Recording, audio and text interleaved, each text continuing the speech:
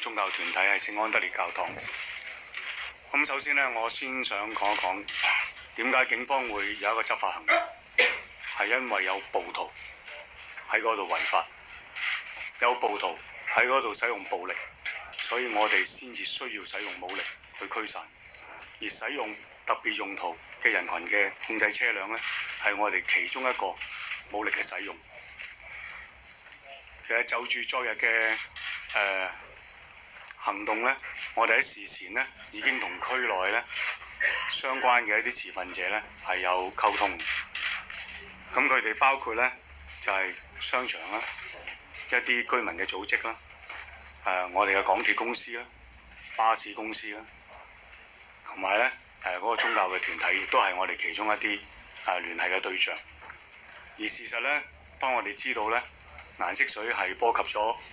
呢啲人，包括頭先我所提及嘅商鋪呢，我哋都有一一同佢哋聯繫，亦都有向佢哋呢表達歉意。但我更加想呢，就係暴徒應該向香港人表達歉意，因為佢毀壞咗香港好多嘅地方，亦都破壞咗我哋嘅安寧，亦都令到呢好多人生活喺恐懼裏邊。至於頭先呢，我都想回應一下立場新聞記者所講嘅，係咪記者必須要離開呢？咁樣。咁首先第一樣嘢，我諗大家都會留意到，而家暴徒呢對警察嘅攻擊呢係越嚟越犀利。佢哋已經視我哋為一個合法可以被攻擊嘅對象，或者被合理攻擊嘅對象。攻擊我哋嘅嘢包括有汽油彈、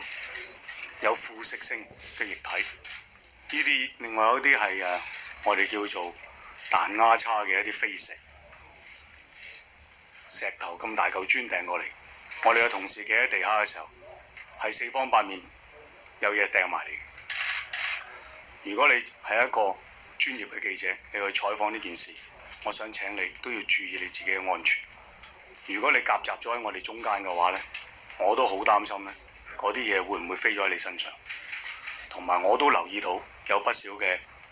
專業記者朋友，你哋穿戴嘅服飾保護性都唔係好高嘅，咁我都請你大家留意一下自己企嘅位置喺邊度，尤其係攝影記者嘅朋友，因為好多時係喺個成像器嗰度睇件事，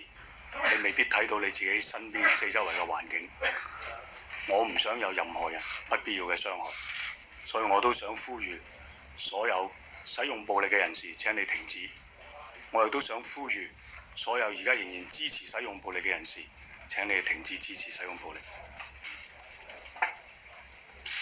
好，咁就住頭先。